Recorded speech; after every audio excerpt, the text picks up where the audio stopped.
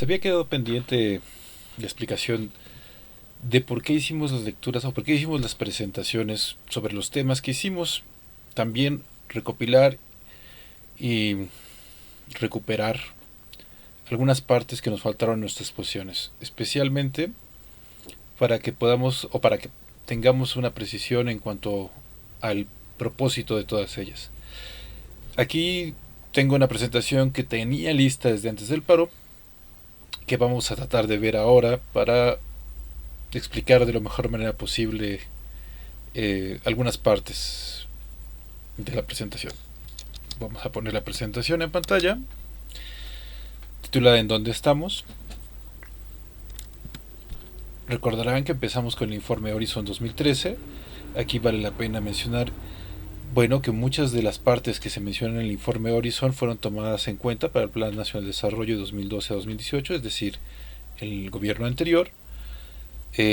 Una parte se encuentra su concreción en el programa sectorial de educación, y una parte interesante que se realizó en el gobierno pasado es que la estrategia digital nacional incluyó algunas de estas partes en sus proyectos, ¿no? Desde antes, Enciclomedia con Enciclomedia viene del sexenio de Fox, que se convirtió después en HDTIC, que es Habilidades Digitales para Todos, y de 2009 a 2012, y después se convirtió en el programa Integración y Habilidades Digitales, me parece, que se llamó 2013, y a la fecha sigue en el gobierno actual.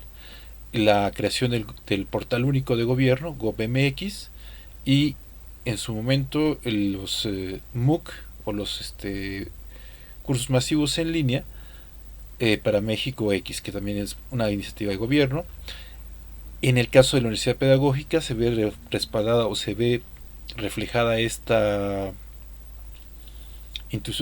parte del informe Horizon 2013 en el PIDI, el Programa Interno de Desarrollo Institucional de 2014 a 2018, también del gobierno anterior, con el rector de Tenoch Cedillo.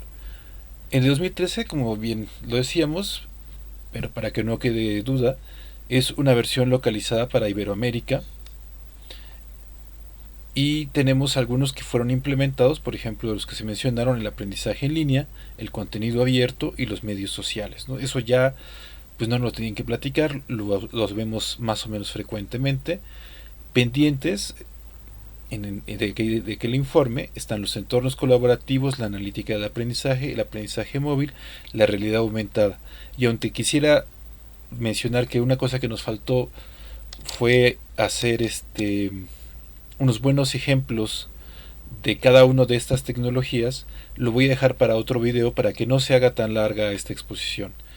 De los difíciles se mencionaba aprendizaje automático, impresión en 3D y IoT, que nada les no queda muy claro, pero es el Internet de las cosas, Internet of Things, que habla sobre la posibilidad de tener muchos dispositivos que el día de hoy no están conectados a Internet para que interactúen con otras cosas.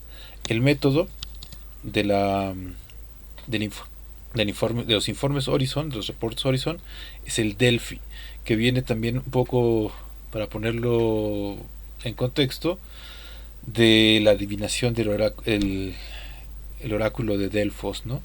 Es una técnica donde se consulta a expertos sobre técnicas y su opinión y su predicción, digámoslo de esta forma, de en cuánto tiempo o qué tanta relevancia pueden tener.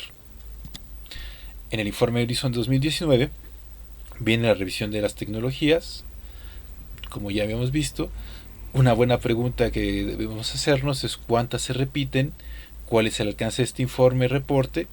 Como dice ahí en nuestra diapositiva, el ejercicio es mundial a nivel superior, y en este cambian la manera en que se presenta, ¿no? Tendencias a corto plazo, rediseño de los espacios de aprendizaje, diseños de aprendizaje mixto. Ese anterior, el de rediseño de los espacios de aprendizaje, el día de hoy, pues nos queda claro a todos por qué, ¿no? No podemos estar yendo, no podemos vernos personalmente, primero por el paro, ahora por la jornada de distanciamiento social, y el diseño de aprendizaje mixto, pues también nos quedará, yo creo que ahora nos queda más que claro, ¿no? Los desafíos, mejoras de la fluidez digital, alfabetización digital, se le ha llamado en nuestro país, pues nos queda clarísimo, ¿no? quisiera nada más reflexionar cuántos de nuestros compañeros, cuántos de nuestros colegas le han podido dar seguimiento durante el paro y durante ahora nuestra jornada de distanciamiento social a nuestras clases. Demanda de crecimiento en experiencia en e-learning y diseño instruccional. Por supuesto, eh, nuestros controles de lectura lo notan, ¿no? Son útiles para ir avanzando, pero tienen que ir completados y serán completados y ya lo verán más adelante cómo. Tecnologías a adoptar, aprendizaje móvil, que espero, dependiendo de la encuesta que estamos llevando en estos días, nos dé una idea de cuántos tenemos computadoras, cuántos tenemos dispositivos móviles. Como dice ahí, es a un horizonte muy pequeño, un año menos, tecnología analítica, que no quiero abundar demasiado, pero es lo que ya se hace en mercadotecnia, simplemente para el aprendizaje. En mercadotecnia la gente tiene muy claro por qué compramos tal cosa, por qué vemos un anuncio, por qué no vemos otro anuncio, por qué nos agradan ciertos anuncios y otros no. Realidad mixta es aprovechar lo de la inmersión digital, que en muchos videojuegos ya está disponible, pero que no lo tenemos en la mayoría de en la educación está muy poco aprovechado. En inteligencia artificial, de 2 a 3 años, como la realidad mixta, y el aprendizaje automático, que yo me atrevería a decir todavía eso está más lejos. Es la primera ocasión en el caso de Informe Horizon, aunque no viene en la versión que nosotros leímos, donde se hace una revisión hacia atrás, bueno, eso así la vimos, y se reflexiona en lo que ha funcionado y en lo que no ha funcionado y por qué no ha funcionado. Es la primera vez que un Informe Horizon hace una crítica o hace una reflexión sobre lo que han hecho los anteriores informes Horizon, y lo voy a colocar aquí con unas gráficas. No son muy legibles, pero nada más nos sirven para el ejercicio que se mencionaba en la página anterior.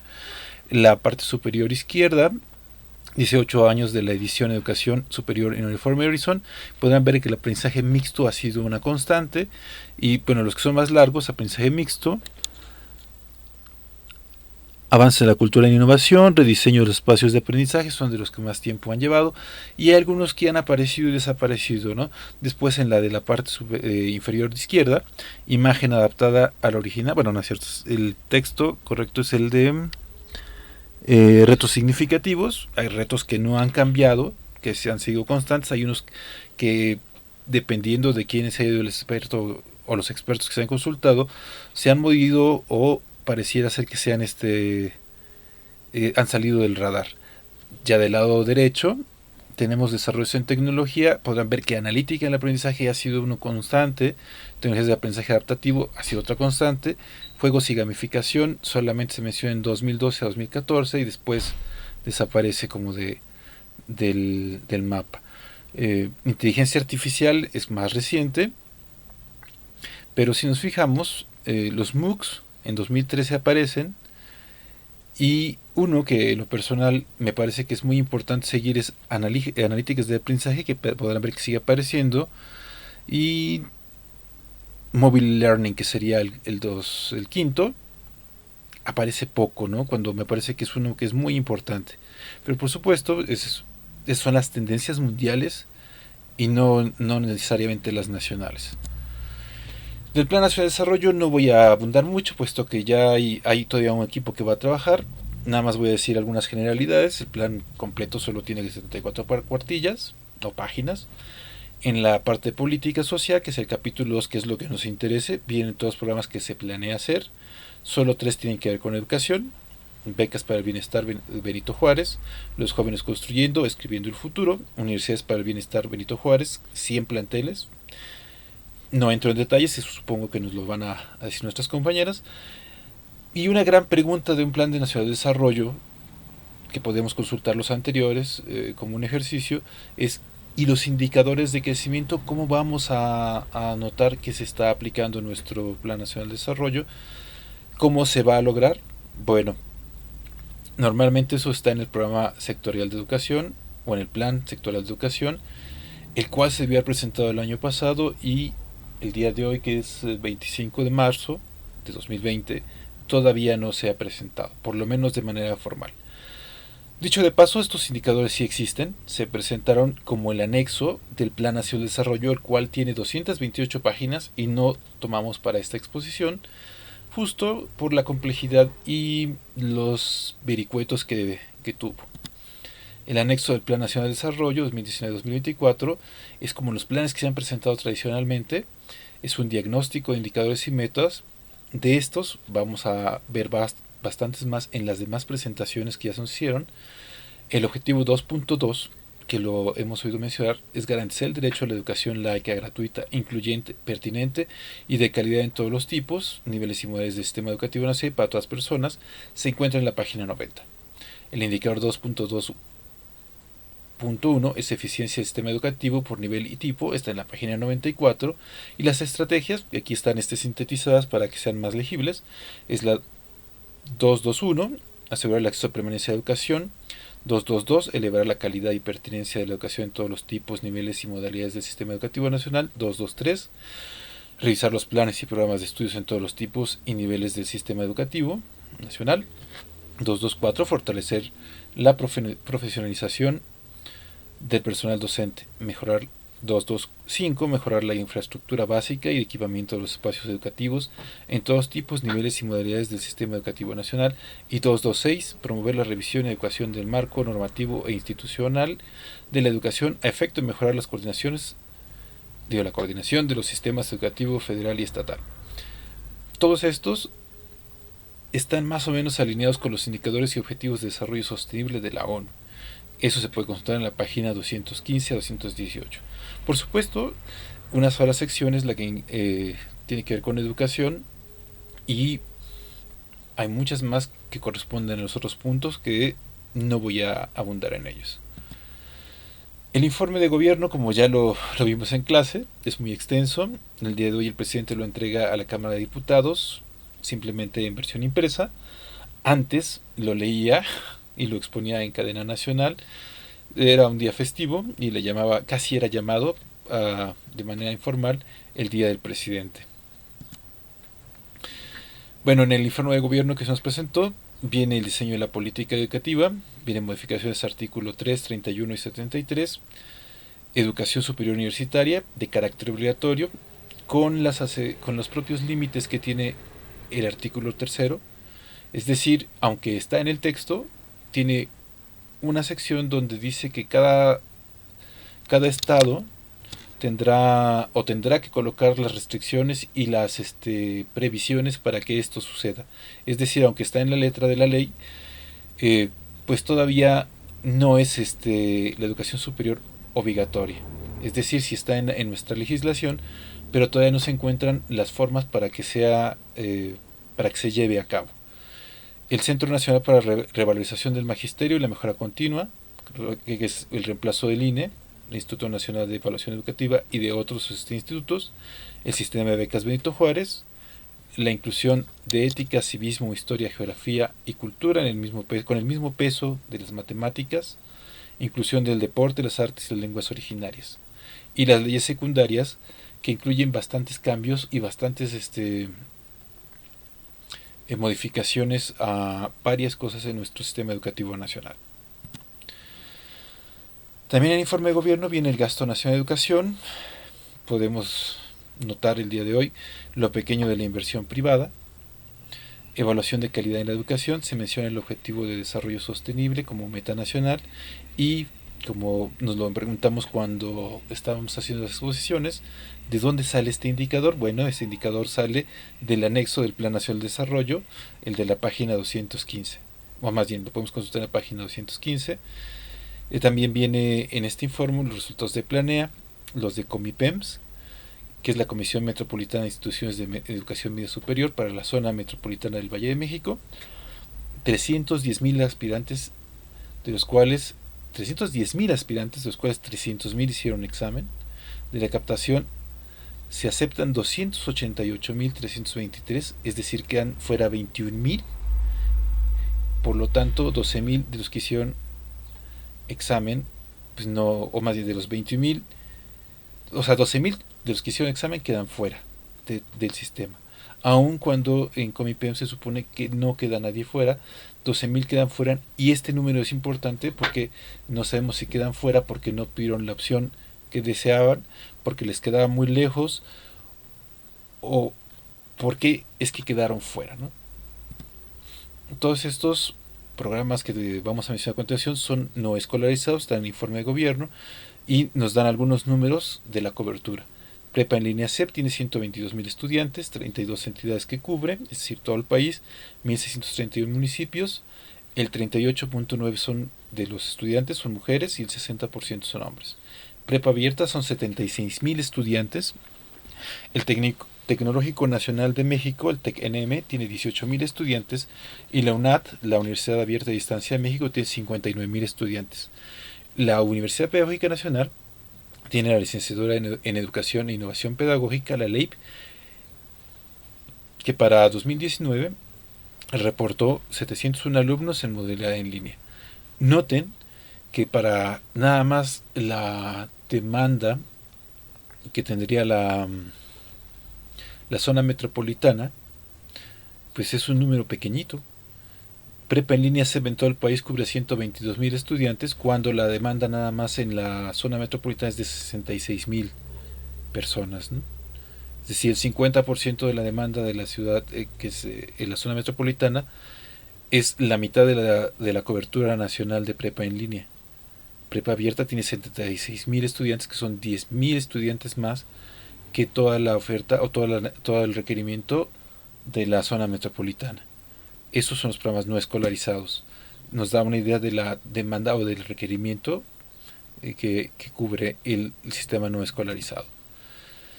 Del primer informe de labores en la SEP, el gasto promedio por alumno, y este es un dato muy importante, es el ciclo escolar 2018-2019, es un estimado, por supuesto. El alumno de preescolar cuesta al presupuesto nacional 19.000 pesos, 19.300 pesos.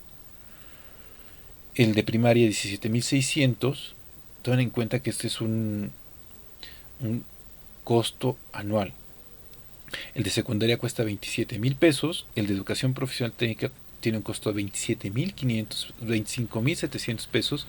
El de bachillerato de 36.900 pesos.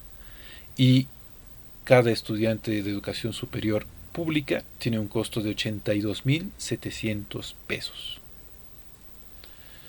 ¿Esto a qué viene? Viene a cuento a la matrícula y cobertura educativa, ¿no? ¿Por qué es importante ese costo? Porque, como nos dice aquí, durante el ciclo escolar anterior, la matrícula escolar del Sistema Educativo Nacional tuvo más de 36.6 millones de alumnos, atendidos por los 2.1 millones de docentes, en 265.000 escuelas. El 85% de los alumnos fueron atendidos con recursos públicos y el 14.5% con recursos privados.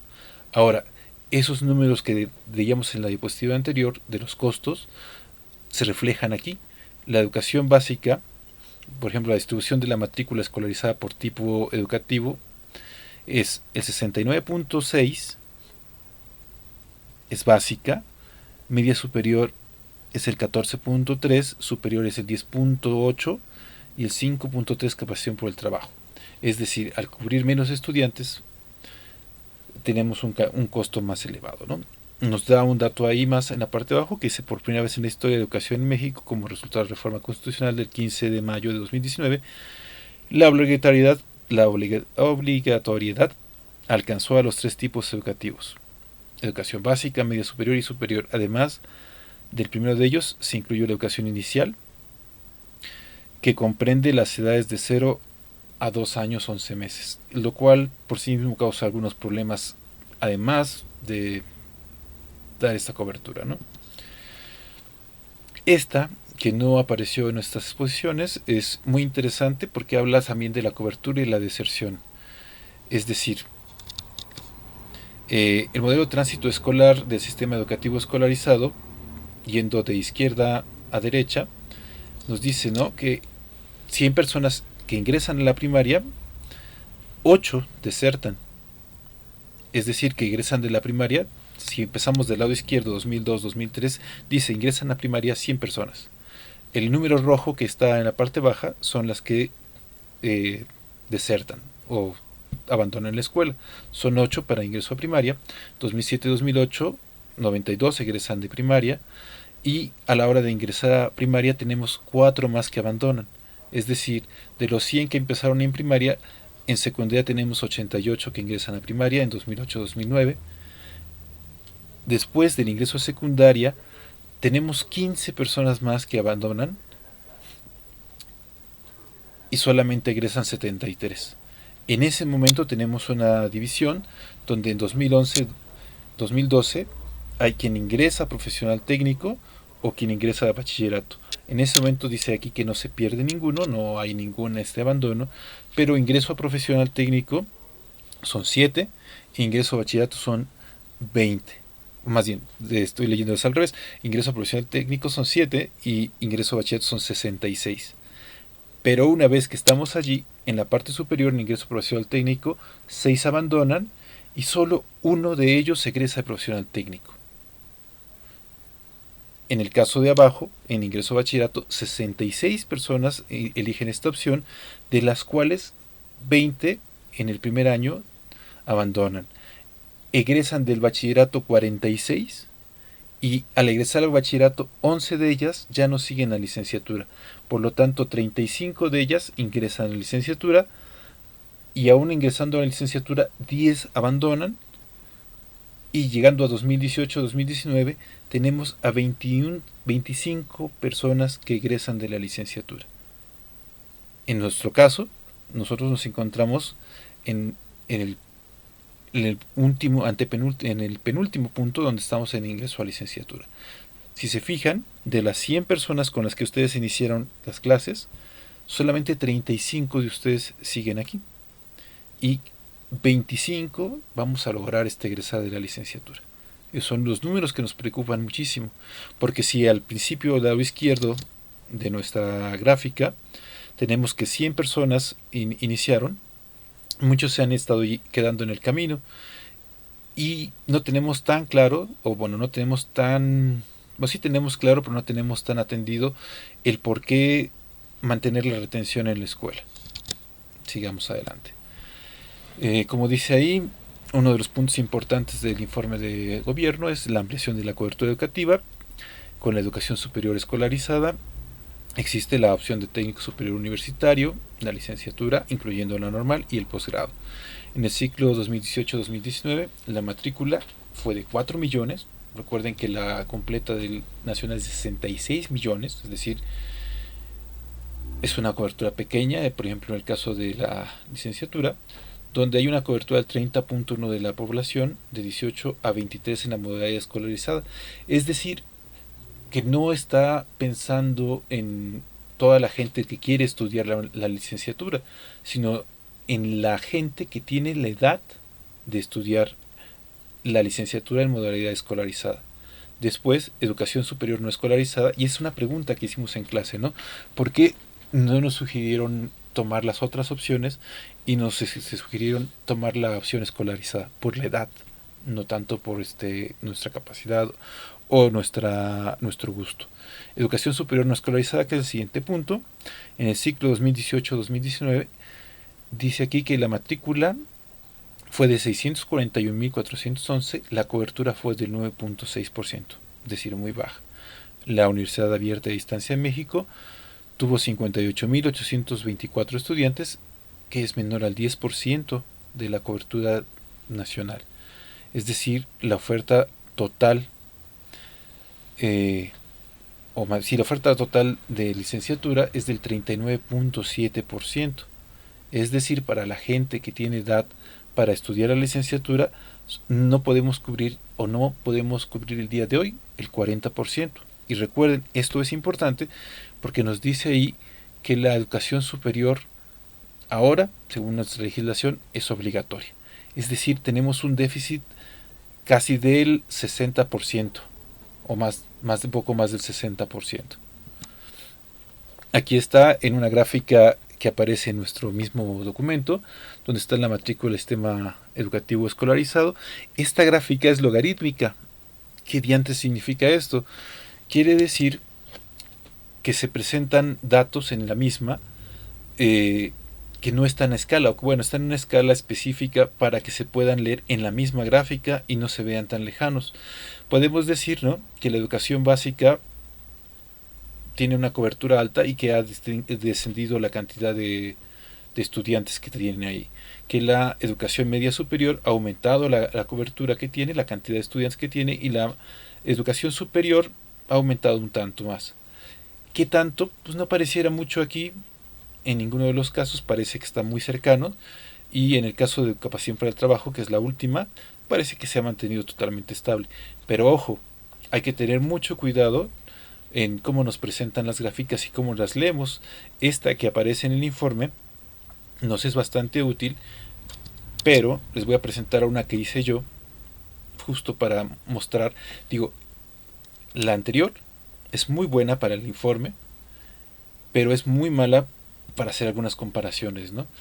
Si las presentamos como debería ser, o bueno, como podría, para hacer un análisis distinto, del lado izquierdo tenemos matrícula del sistema educativo escolarizado en puntos, donde se nota que la educación básica tiene una cobertura altísima en cuanto a números, que sí está muy lejana de media superior, superior y capacitación para el trabajo, y que aunque ha disminuido la cobertura o la cantidad de matrícula de educación básica, la disminución ha sido muy pequeña. Para compararlo, del lado derecho podemos ver esa misma con una gráfica de barras donde podrán ver que la cobertura básica es enorme y que la educación media superior, digamos utilizando proporciones, es 1, 2, 3, 4, es un quinto de la cobertura de educación básica. La superior es menos que un quinto y la capacidad para el trabajo es ínfima. Entonces, ojo cuando nos presenten esas gráficas, hay que recordar las escalas y de qué número estamos hablando. La otra gráfica es muy fácil de leer, pero no nos da un panorama completo y que debemos de evitar a veces lanzar las campanas al vuelo cuando veamos una gráfica como esa.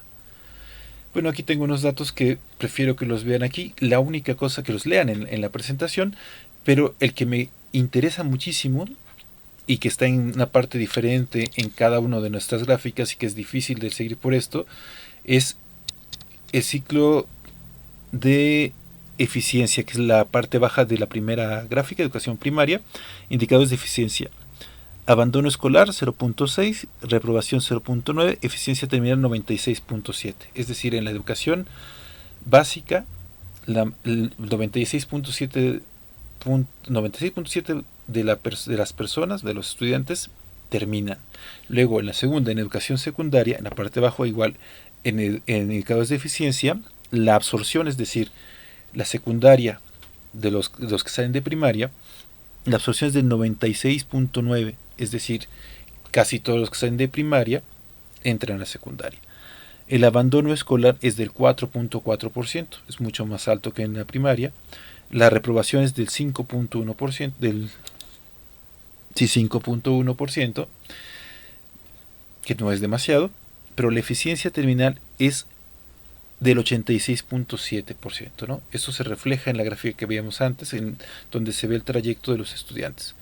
Para la educación media superior, en la parte baja también, la eficiencia, los indicadores de eficiencia, la absorción, dice aquí que es del 106.3%, es decir, que hay mayor absorción que la oferta que existe. Es decir, las escuelas tienen que recibir más estudiantes de la capacidad que tienen. El abandono escolar es del 12.9%, es decir, va aumentando en cada uno de nuestros niveles, y la reprobación también aumenta, es del 13.9%. La eficiencia terminal, si se van fijando, ha ido disminuyendo. Si en primaria era del 96.7%, en secundaria del 86.7% y en educación media superior es del 64.2%, cuando llegamos a educación superior es cuando nos llevamos pues ya un problema, ¿no? Nada más para ir viendo la cantidad de cobertura. En educación primaria la cobertura de la matrícula es de 13.972.000, en superior es de 3.943.000. Vamos a los indicados de eficiencia. La absorción es de solo el 72.8, el abandono escolar de 8.3, la eficiencia terminal de 33.9, es decir, de 100 personas que entran, 33 egresan. La cobertura total, como lo dijimos en la gráfica anterior, es de 39.7 de toda la población en edad de estudiar. Y una cosa aquí tremenda, ¿no? La eficiencia terminal no se refiere a los titulados, se refiere a los egresados. No tenemos aquí el dato de cuántos son los titulados que produce el sistema educativo nacional. Es un dato muy importante que no tenemos aquí. Esta sí viene de un documento que no leímos. Este es de un documento también proporcionado por la Dirección de Planeación de la SEP, y este se llama Principales cifras del sistema educativo nacional. Aquí está presentado pues estos datos de una manera mucho más fácil de leer. Vienen las universidades públicas estatales, las universidades estatales con apoyo solidario. Viene, por ejemplo, el subtotal de la educación normal pública, los centros públicos de investigación, la educación normal particular, las universidades particulares, ¿no? Nada más para darnos una idea, las instituciones de educación superior, el total de cobertura de licenciatura y posgrado en el sistema escolarizado es de 2.622.000, y el del total público o del total privado, la cobertura es de 1.170.000. En el ámbito no escolarizado, el total de cobertura de educación superior es de 199.000 del público, o bueno, sí, 265.000 incluyendo centros de públicos de investigación y otras instituciones, y el total privado es de 469.027. Ahí podrán ver que la diferencia es mayor en el caso privado. Pero en el sistema total, la cobertura escolarizada es de 3.942.000, escolarizada y no escolarizada es de 761.000, dando pues, un total de apenas 4 millones, cuando dijimos que nuestro universo es mucho mayor en el caso de la educación superior. Para quien no nos haya quedado claro, en la anterior tenemos donde están las universidades públicas federales. Estas son las universidades públicas federales, ¿no? La Universidad Nacional, el Politécnico, la Universidad Autónoma Metropolitana, la Agrariana Antonio Narro, la Agrónoma de Chapingo, la Autónoma de Chapingo, la Abierta Distancia de México, la Pedagógica Nacional, en nuestro caso, el Colegio de México y el Centro de Investigación y Docencia Económicas. Esas, que aparecían en la gráfica anterior, son las universidades públicas federales y son las que dan mayor cobertura, ¿no? Les invito a que consulten la gráfica, la diapositiva anterior, si tienen dudas de qué tanto es la cobertura de las universidades públicas federales. Yendo a la parte donde hablamos de los reportes de la CIA, ¿qué parte nos interesa tomar? Ya hablamos de la cobertura de educación superior, de las modificaciones del informe de gobierno, y nos interesan los informes de la Comisión Interna de Administración por varias razones. La de la primera sesión, para no repetir lo que ya hicieron nuestros compañeros, la oferta educativa nos interesa, ¿no? En el ciclo 2018-2019, la matrícula de Ajusco fue de 9.300 estudiantes, bueno, de Ajusco y las 6 unidades de la Ciudad de México. Como dice ahí, Ajusco solamente tuvo 6.176 estudiantes, el CEAL 936 estudiantes, de los cuales 816 fueron de inglés y 120 francés. 1.639 estudiantes fueron de nuevo ingreso. Las unidades de la Ciudad de México tuvieron una cobertura de 3.130 estudiantes. La capacidad de la planta académica, es decir, cuántos docentes tenemos, en Ajusco hay 459 docentes, 404 somos de tiempo completo, 10 de medio tiempo, 45 de asignatura. En las unidades de Ciudad de México hay 236 estudiantes, 90 de tiempo completo, 65 de medio tiempo, 81 de asignatura. La beca de manutención, el padrón para Ajusco fue de 1.834 estudiantes. Nótense, en Ajusco hay 6.176 estudiantes, 1.834 estudiantes en ese ciclo gozaron de la beca de manutención o requirieron de la beca de manutención. Noten entonces que del universo completo que cubre o que requiere el país de atención de educación superior, lo que cubre Ajusco es una cantidad bastante modesta. En la segunda sesión tenemos, por ejemplo, el programa de nivelación a nivel nacional, donde en unas licenciaturas que son en línea, como dice hasta abajo ahí en esa sección, lo que no dice en nuestro informe es que estas son programas no escolarizados, son en internet, son en línea. Se cubrieron a 19.250 estudiantes y no voy a leer los nombres de las licenciaturas, pero ahí están para consultar. La planta docente para la segunda sesión de la Comisión Interna de Administración. La planta docente siguió en 456 profesores, de los cuales 115 nos reportan que son SNI, 132 con perfil deseable de PROVEP, y no voy a entrar demasiado a detalle, pero lo dijimos en nuestra primera sesión. Noten, ¿por qué esta división entre profesores?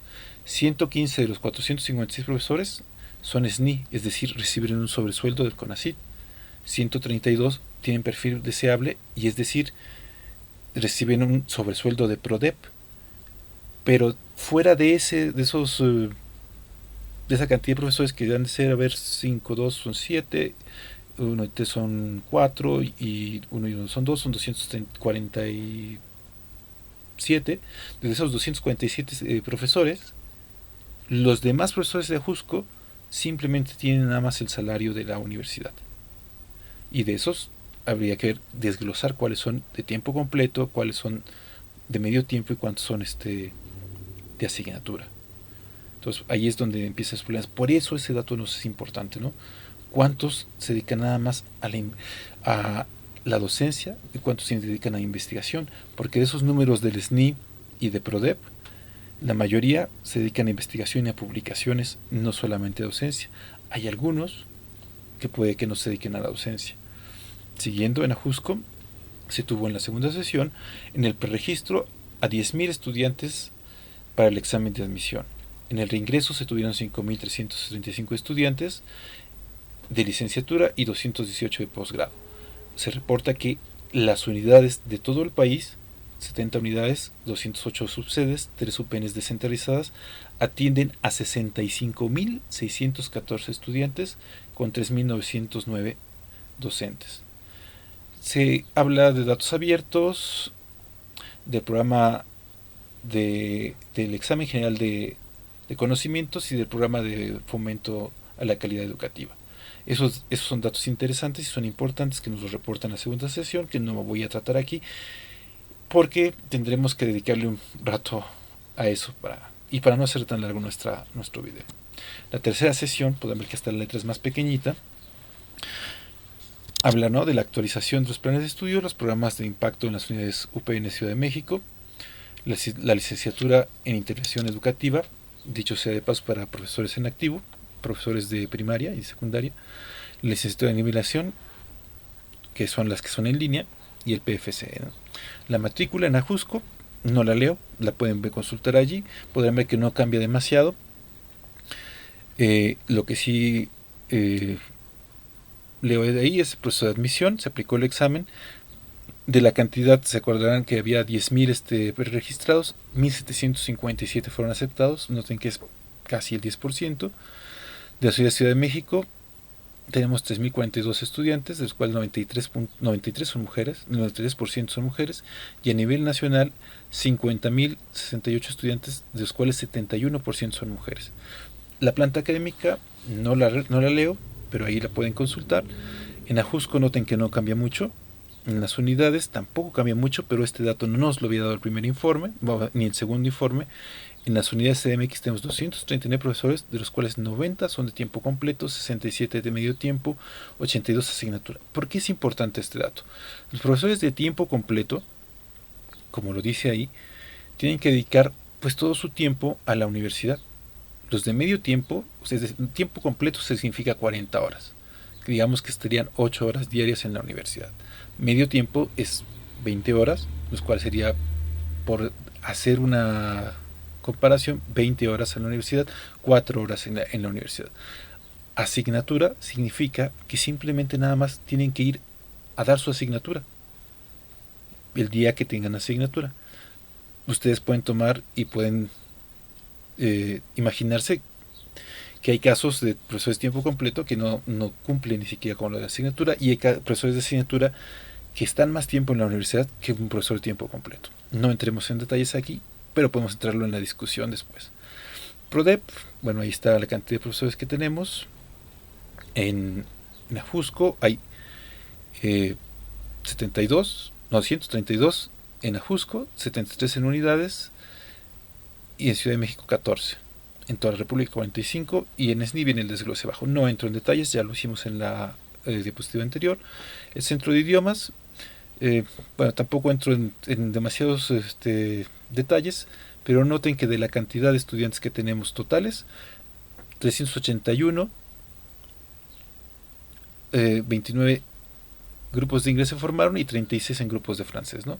Cursos intersemestrales de inglés, hubo 66 estudiantes.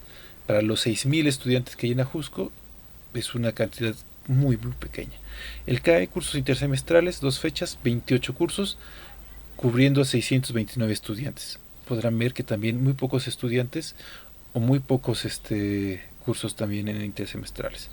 La estructura ocupacional, este es un dato nuevo que no aparece en informes anteriores de la Comisión Interna de Administración. Tiene una estructura ocupacional del 92.20%. Como dice ahí, nuevas formas de reporte, nueva desagregación en los datos.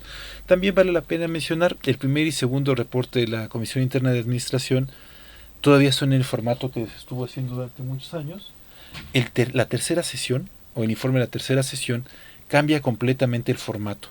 Incluye datos de una forma distinta a como se habían estado presentando, con una desagregación diferente, por lo tanto cuesta un poco más de trabajo leerlo, ¿no? De estructura ocupacional es un dato que nos va a perseguir todo el semestre, porque no se estaba presentando antes y porque no se estaba exigiendo antes, y que tiene un tanto que ver con el paro. Cuarta sesión, viene formación continua con la de GESPE. Les dejo de tarea que si me dicen que es la de GESPE, que es la Dirección General de Educación. No lo tengo presente en este momento, pero dice ahí, se capacitaron a 260 docentes en unidades y subsedes 50 en línea. Matrícula en Ajusco, bueno, no la leo, pero podrán ver que no cambia demasiado. Tenemos algunos datos más, cambia, como habíamos dicho, del primer reporte al cuarto reporte. El total siguen siendo 6.117 estudiantes, ¿no? El 77% es mujeres. Notarán que en el primer y segundo reporte no tenemos porcentajes, ¿no?, de la cantidad de hombres y de mujeres. Universidad de México, la licenciatura, la cantidad de estudiantes a nivel nacional, y es interesante, ¿no? Tenemos 49.000 estudiantes en licenciatura, 429 en especialidad, 7.440 en maestría y 151 en doctorado. La planta académica no la leo de nuevo, pero ahí están esos datos. Como dice, nada más hago apunte en el que yo mismo marqué. Ojo, en posgrado hay más, y en total son 3.450 profesores, ¿no? Es decir, la cantidad de profesores que hay. No me meto con SNI ni con PRODEP, pero podemos hacer las mismas deducciones que anteriormente. Aquí tenemos de nuevo el dato de la beca de manutención. Notarán que ha bajado, es 1.075 estudiantes. El CEAL dice que da 3 cursos de francés, 23 de inglés, de ellos 4 sabatino y 4 en línea. 493 estudiantes atendidos, pero no sabemos cuántos de inglés ni cuántos de francés. Tutoría, otro dato que no aparecía en los informes anteriores, 132 estudiantes atendidos por 66 profesores, y tutoría grupal, 13 grupos en intersemestral atendiendo 271 estudiantes. Es un dato que no aparecía en los informes anteriores. Servicio social, 364 estudiantes, iniciaron, 132 concluyeron, que es un dato no alentador, ¿no? Recursos humanos, que es otro dato que habíamos mencionado que no aparece en informes anteriores. Tenemos 1.336 plazas, 93% de ocupación, 52 de mando, 190 operativos de confianza, 477 operativos de base y 607 docentes. Por supuesto, ese es un dato que habrá que seguir y que habrá que investigar bien cómo se está manejando, porque aunque no aparecía en los datos anteriores, nos da una idea, digamos que casi están contratadas toda la gente que se puede contratar, ¿no? Un epílogo. Recordaremos en el Plan Nacional de Desarrollo tomo una sección que dice aquí, ¿no? De tal manera, en 2024 el país habrá alcanzado el objetivo de crear empleos suficientes para absorber la demanda de los jóvenes que se estén incorporando al mercado laboral. Los programas de creación de empleos y de becas para los jóvenes habrán surtido su efecto y el desempleo será mínimo. La nación contará con una fuerza laboral mejor capacitada y con un mayor grado de especialización. Y el subrayado es mío. Ningún joven que desee deje cursar estudios de licenciatura se quedará fuera de la educación superior por falta de plazas en las universidades y ninguno estará condenado al desempleo, al subempleo o a la informalidad. Este es el epílogo del Plan Nacional de Desarrollo y ese es un desafío grande que se pone en la educación superior. Ningún joven que desee cursar estudios de licenciatura se quedará fuera de la educación superior por falta de plazas en las universidades y ninguno estará condenado al desempleo. Bueno, ya esa parte queda fuera del sistema educativo nacional, pero el simplemente dar cobertura a toda persona que esté en edad de estudiar educación superior es un desafío gigantesco. Entonces, como habíamos dicho antes, la cobertura de educación superior es del 39%, es decir, no llegamos al 50%, la educación superior se vuelve obligatoria, con las salvedades que la ley misma incluye. El egreso es alto, no así la titulación, y no es tan alto como quisiéramos. Los programas en línea existen, pero tienen una cobertura muy modesta. El día de hoy, con la emergencia que tenemos, con la pandemia de COVID-19, pues nos queda claro, ¿no?, que podríamos tener modelos mixtos, que la importancia de estos modelos mixtos queda demostrada más que de lo que hubiéramos querido. El Plan Nacional de Desarrollo apunta a ampliar la cobertura. En el epílogo que acabamos de leer dice al 100% para 2024. Me parece que es un reto muy grande. En el informe Horizon dice ahí que hay una demanda creciente en experiencia en e-learning y desarrollo institucional en educación en el Sistema Educativo Nacional, especialmente de educación superior. Ya lo dije y lo vuelvo a repetir. Simplemente vean con mis colegas, con sus otros profesores, cuántos han podido reaccionar a esta emergencia, ya no del paro, sino de la jornada de distanciamiento social, cómo lo están trabajando y cómo le van a dar continuidad. Como dice abajo, en la empresa y la iniciativa privada se demanda aún más que el sistema educativo nacional. Bueno, se demandaba. El día de hoy el sistema educativo nacional está en el canal 11.2 dando las clases para los chicos de primaria, de básica. En el 14.2 está dando media superior y bachillerato. Bueno, bachillerato que está incluido en media superior y secundaria. Y yo los he estado siguiendo con mis chicos. No estoy tan a gusto. Para la emergencia me parece una gran labor. Pero, por supuesto, es una emergencia y se está cubriendo de la mejor forma, pero no creo que sea pues una solución. Además de que también está una buena parte depende de los padres y que los padres y los hijos se sienten a trabajar en ello. Podrán ver, vamos a ver en cuanto regresemos y ojalá que sea pronto, que podamos discutir cómo ha sido esa experiencia. Seguro si tienen hermanos más pequeños, si tienen sobrinos en casa, habrán visto cómo va la cosa, ¿no? Regresamos para acá. Recordarán que Gil, cuando vimos los videos, lo dice: le damos la peor educación a quien más la necesita, lo cual va ligado con la parte de arriba, ¿no?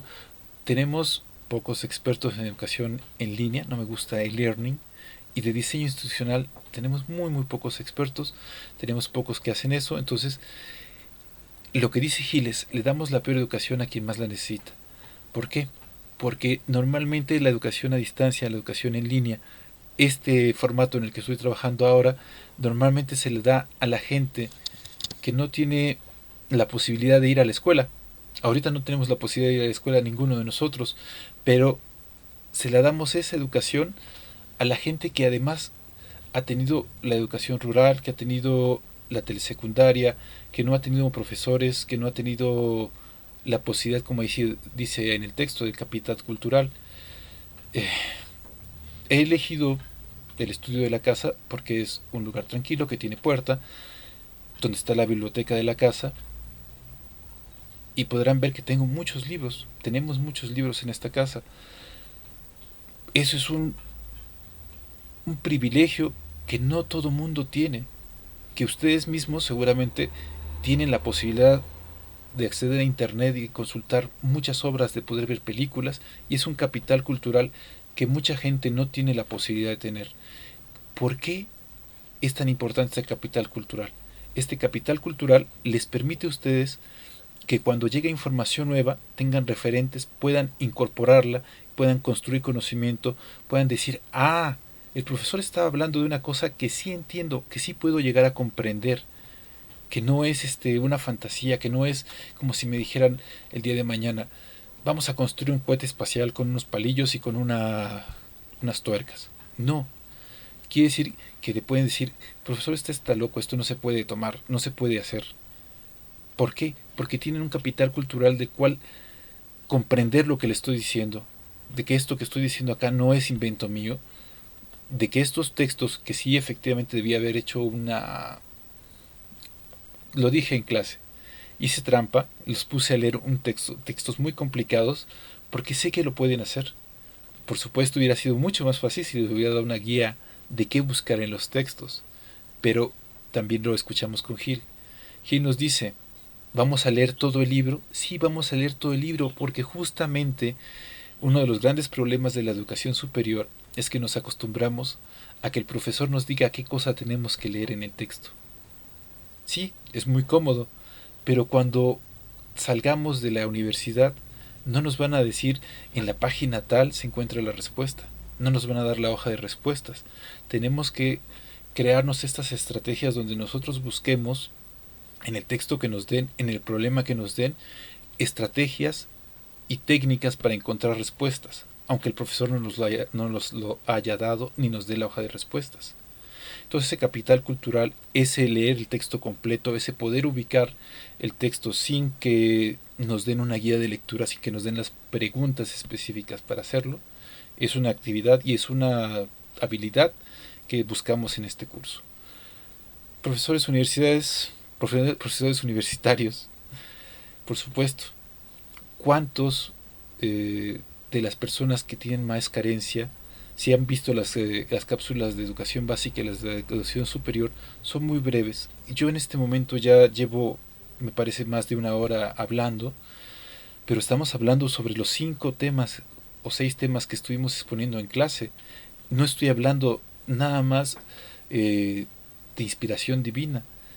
Yo tuve que preparar estas diapositivas, tuve que leer los temas que ustedes leyeron, tuve que escuchar sus exposiciones y solamente he trabajado sobre las partes que me parece que requerimos hacer más énfasis, que se nos pasaron o que no hicimos suficiente énfasis, porque muchas de ellas sí las mencionaron, pero como bien preguntaban en la clase, ¿cuáles son importantes? Eso, pues ahora lo estamos viendo, ¿no? Como dice ahí, tutores en línea. Un profesor, cuando está frente a grupo, puede ser un profesor y dar una clase magistral, pero cuando está en línea debe ser necesariamente un tutor. ¿Por qué?